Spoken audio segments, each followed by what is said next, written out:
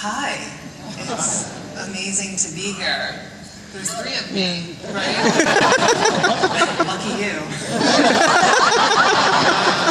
I'm going to try to read from the podium, from these things here, but I have my speech here as well. It is so lovely to be here today with all of you.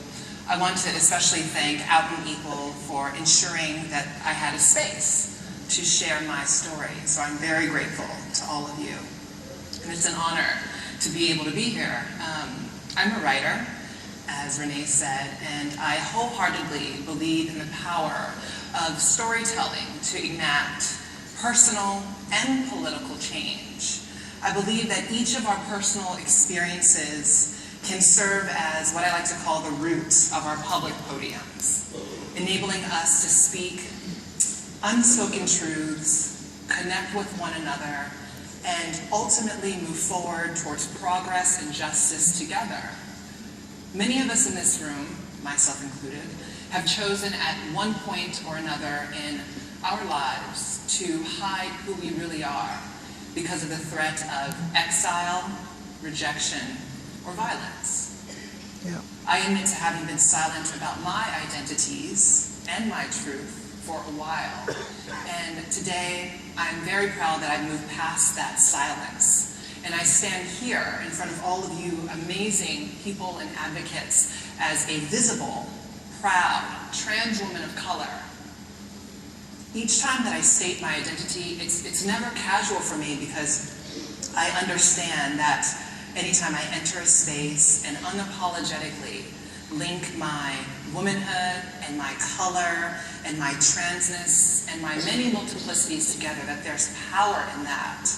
And I hope that in hearing my experiences, you leave here understanding a bit more about the unique challenges many of us face, not only in being, but bringing our whole selves to all of the spaces that we enter. And I hope you leave with deeper insight and tools to return to your communities and your places of work and commit to creating more safe, welcoming, and affirming environments. So for those who are meeting me for the first time, welcome to my world. But I invited the world into my life in 2011 through a groundbreaking profile in Marie Claire magazine, where I shared my journey of growing up as a young trans girl. And in the piece, I wrote that I was my parents' firstborn son.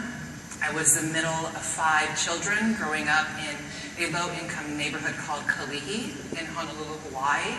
I detailed the conflict that I experienced as a very young person about being feminine, about being different, about my gender identity. And after a long path filled with obstacles and limited resources, I transitioned through the halls of my high school, becoming, revealing, and being very open about who I was. I emerged from high school a woman, but most important, with a scholarship to college, to the University of Hawaii. And I had some really intense memories. I was the tuba player in marching band, by the way. So often I've always been the only in many spaces. But upon graduating from college, after studying media studies at the University of Hawaii in 2005, I moved to New York City to attend graduate school at New York University, where I chose not to lead with the fact that I was trans. And it was so liberating to be another girl in a crowd, another 22-year-old, figuring out who I was beyond all the gender stuff. And it was the first time in my life when I was able to just be free, to discover what me really was. And with that privilege, that advantage that most people whose gender identity matches their assigned sex, that privilege that people take for granted, I was able to learn about storytelling from some of the nation's best journalists. I got internships at magazines I had read growing up. I earned my master's degree after becoming the first person in my family to even go to college. And I landed my dream job as an online editor for People magazine. And with my curls, my girls, and my cocktails in downtown Manhattan, I was living my Carrie Bradshaw-inspired dream.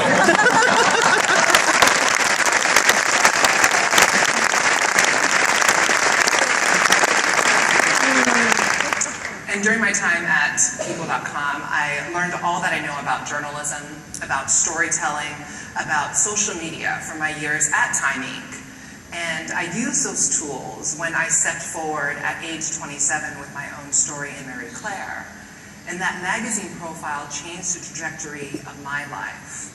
And I remember vividly how anxious I was about opening up about a part, a facet of my identity that I knew most people misunderstood. But I knew I had no other choice but to use my voice and to tell my story, because I needed to show that success is possible for young trans women if given the right resources and support.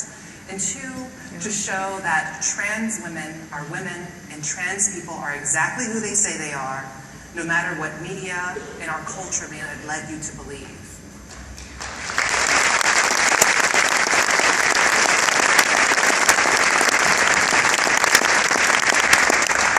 Most important, I told my story because I needed to be authentic about who I was and to create the affirmative story of a young, thriving trans woman, a story that I didn't have growing up.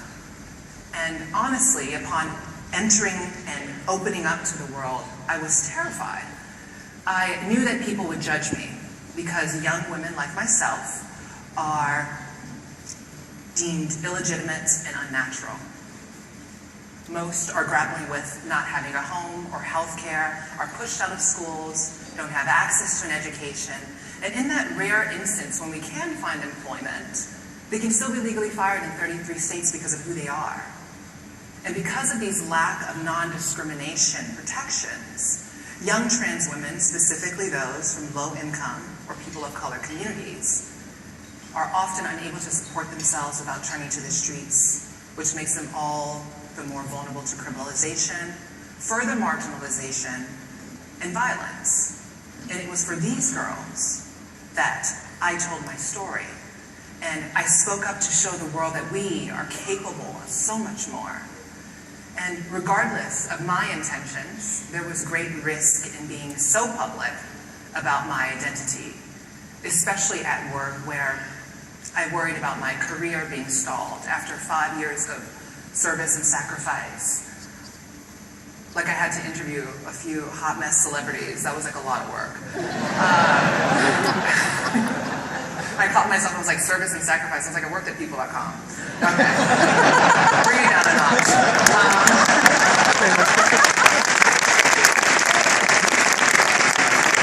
But like many people in this room, I didn't want to be reduced to my struggles, right? Yes, they helped me become who I am, but they've never defined me. I was afraid of being seen merely as a trans woman in the office rather than an astute editor and writer or the girl with the best hair in the office.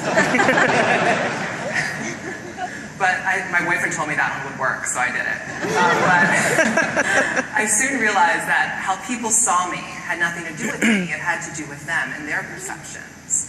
My job was to do my job and to continue to do it well. And 6 months after telling my story, I was promoted to senior editor at People magazine.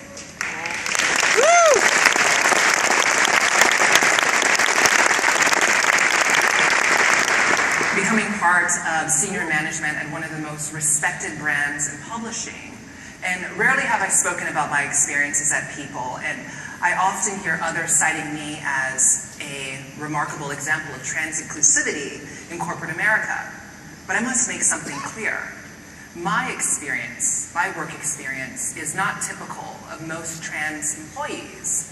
First off, I transitioned in high school, not in the workplace, both of which have their very own unique set of challenges. And by the time I got to People.com, I had been living most of my life as my true self. Unlike sexuality, gender is visible. And we know that visible difference makes a difference. Not once in my life did I hide my gender. Ever since I was 13, I was very much a visible girl. But still, people assumed that I was in the closet at People.com because I blend in, and I chose not to lead with the fact that I was assigned male at birth. It's not really something you put on a resume. but many people expect you to, which is kind of bizarre. But for me, my challenges at work didn't have so much to do with me being trans, because oftentimes people perceive me as a non-trans woman. And negotiating space as a young woman of color in corporate America was already a lot to handle without adding on the added layer of being a young trans woman of color in corporate America.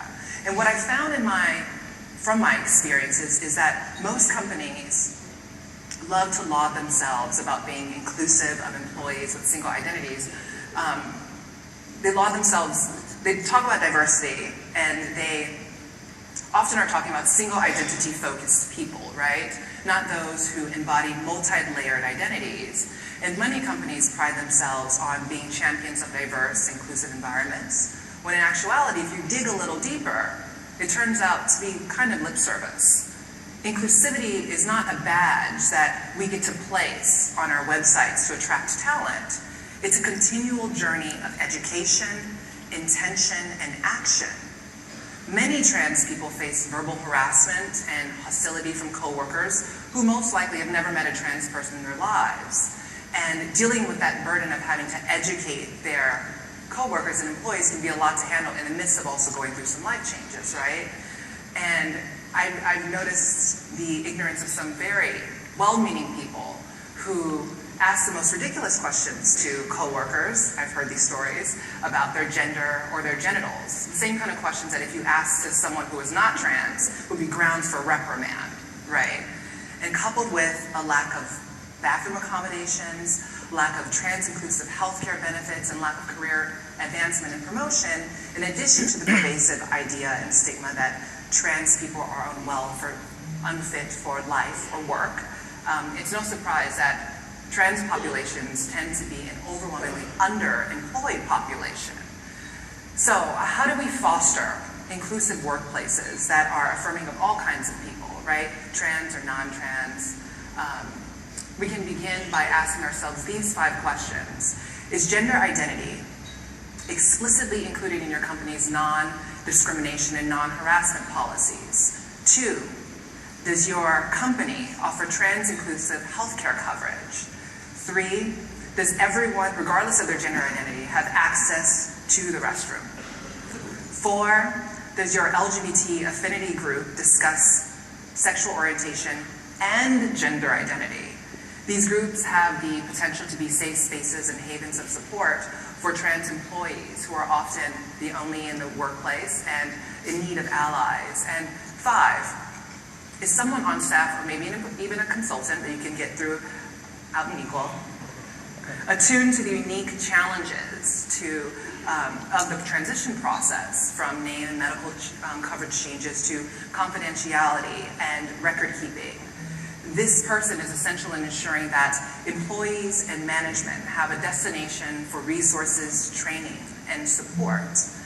And with those questions in mind, I want you to know that being able to be on this stage and to share my story and my work with you is part of a larger dream of mine, one that has enabled me to banish the silence that I thought would protect me, a silence that told me that what I had to say didn't matter.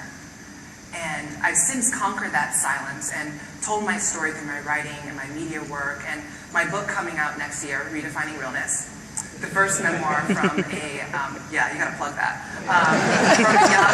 the first from a young trans woman, is part of that dream coming true. And I look around this room and I heard the other speakers, and many of us in this room know intimately how it feels being the first.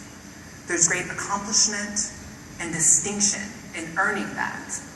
But it isn't enough for us to be the first or to celebrate the first.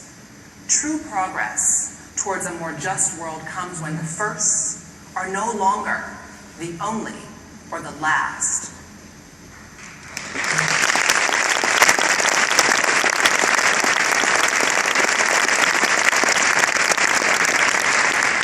Growing up, I dreamt of 3 things.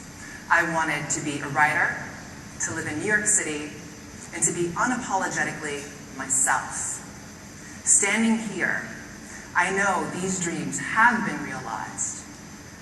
And my dream now is that we challenge and expand our idea of diversity beyond a single identity-focused lens. We can only do this by working together to create a culture where we celebrate and advocate for those who may be multiracial, differently gendered, differently abled, attracted to all kinds of genders, even their own, and especially for the creation of a world where some employees can be all of the above in one fiercely talented body. Thank you.